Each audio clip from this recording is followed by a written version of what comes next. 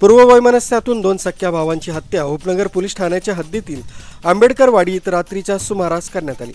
याबाबत समजलेली माहिती अशी की उपनगर पोलीस ठाणे हद्दीतील बोधलेनगर जवळील आंबेडकर वाडीच्या सार्वजनिक शौचालयासमोर आंबेडकर वाडीतील सामाजिक कार्यकर्ते तसंच राष्ट्रवादी काँग्रेस शहर उपाध्यक्ष उमेश उर्फ मन्ना जाधव तसंच प्रशांत जाधव या 2 भावांवर तिथल्याच राहणाऱ्या टोळक्यानं धारदार कोयत्यानं हल्ला केला। या हल्ल्यात या दोन्ही बांधवांचा जागीच मृत्यू झालाय। नाशिकमध्ये खुनाचं सत्र सुरूच असून आंबेडकर वाडीतील जाधव बंधूंच्या दुहेरी हत्याकांडानं नाशिक शहरात खळबळजनक आणि धक्कादायक घटना समोर आली। अचानक करण्यात आलेल्या या हल्ल्यामुळे परिसरात भीतीचं वातावरण निर्माण झालंय।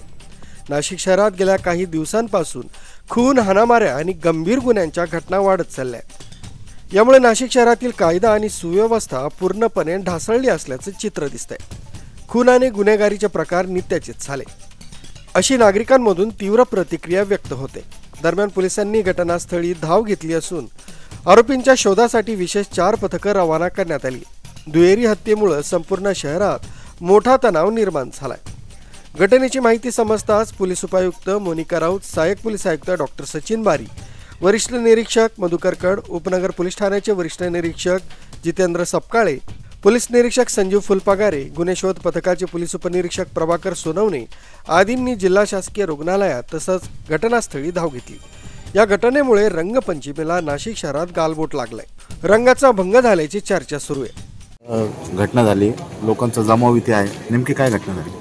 आज उपनगर पोलीस स्टेशन हद्दीमध्ये आंबेडकर वाडी या ठिकाणी 2 सख्या भावांचा खून करण्यात आलेला आहे। धारदार शस्त्राने खून झालेला आहे। मयतामध्ये प्रशांत जाधव आणि उमेश जाधव अशी दोघांची नावे आहेत। त्या संदर्भामध्ये पोलीस घटनास्थळी पोहोचलेले आहेत आणि नेमकी घटना कशामुळे घडलेली आहे आणि काय नेमकं वादाचं कारण आहे त्याबाबतची माहिती आम्ही घेत आहोत। मॅडम, पुढील तपास जो करणार आहात याच्यामध्ये संशयित आरोपींपर्यंत आपण पोहोचलात का?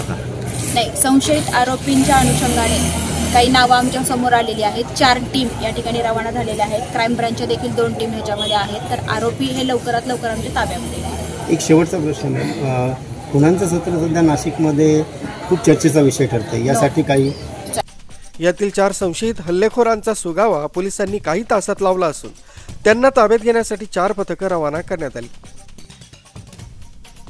आरबी न्यूजसाठी पांडुरंग भांगरे।